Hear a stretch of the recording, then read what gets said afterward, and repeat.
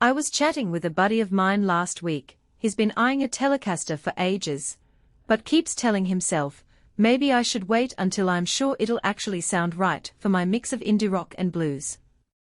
He's the kind of player who's tired of buying a cheap slab, getting frustrated with tone, and then shelling out even more for a second guitar that still doesn't hit the sweet spot.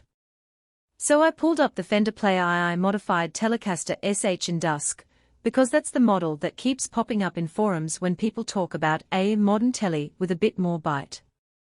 Link is in the description if you want to check the product details on Amazon. First off, this isn't a vintage reissue that tries to mimic 60s specs exactly. It's a Fender Player Series instrument that mixes a classic telly body shape with a bit of a twist on the pickup layout. The big question for most buyers is whether that twist actually translates to something useful in a real-world setting, or if it's just a gimmick that looks cool on paper. I've been playing this guitar for a few weeks now, both at home in my bedroom, plugging into a modest practice amp, and on a small venue gig where the PA was a modest 15-watt combo. What I've noticed is that the combination of a single coil in the bridge position and a humbucker at the neck gives you a surprisingly flexible palette without having to switch guitars mid-set.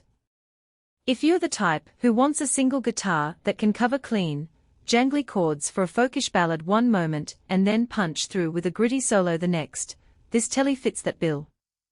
The bridge single coil, dressed in that dusk finish, cuts through with that classic telly sparkle you'd expect, great for those twangy riffs that sit nicely in a mix.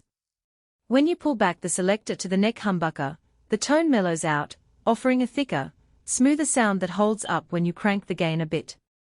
I tried it with a little overdrive, and the humbucker stayed articulate. The notes didn't get lost in the mud, which is a common complaint with some cheap bridge humbuckers. That's a practical strength. You get two distinct voices that actually behave well when you're pushing an amp. Now, who should seriously consider this? If you're a gigging player who needs to get from indie rock to classic country in one song, the Player II Modified gives you that switchable voice without the hassle of a splitter or a second guitar. It's also a solid pick for a bedroom player who's moving beyond the entry-level starter guitars and wants something that feels more mature without breaking the bank. The maple neck with a rosewood fingerboard feels comfortable enough for chord work and leads alike. The neck shape isn't overly slim, so if you have larger hands you won't feel cramped, but it's still agile for fast runs. On the flip side, there are a couple of reasons you might want to pass. If you're chasing the pure, vintage telly tone that's all single coil, you'll miss that classic single coil purity because the humbucker sits in the neck position. Some purists argue that the humbucker muddies the low end of a telly, and while I found the tone balanced, it's not the same as a straight-up two-single coil telly. Also, the dusk finish, while sleek, is a darker color that can show fingerprints and slight scuffs more readily than a traditional sunburst. In a touring environment where the guitar gets a lot of handling, you might need to keep a polishing cloth handy. Lastly, the pickup combo, while versatile, doesn't give you the high output punch that a modern metal player might be looking for. If your primary genre is heavy riffing with aggressive gain, you might find the humbucker a bit too tame compared to dedicated high-output models. From a practical standpoint, the solid Alder body adds a weight that feels substantial but not unwieldy. I was able to stand for a full set without feeling like I was holding a piece of furniture, but I also didn't notice any wobble or tone-sucking resonance that sometimes creeps up with lighter bodies. The bridge feels solid, and the strings stay in tune through a full gig.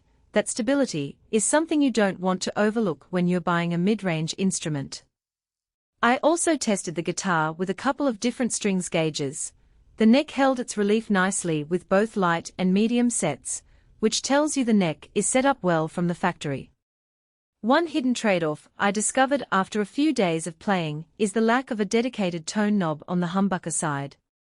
The pickup selector switches cleanly, but you can't dial the humbucker's output down without adjusting the amp. For players who like to fine-tune each pickup's character on the fly, that could be a minor inconvenience. It's not a deal-breaker, but it's worth noting if you're used to having a tone control on every pickup. Overall, The value of this guitar comes from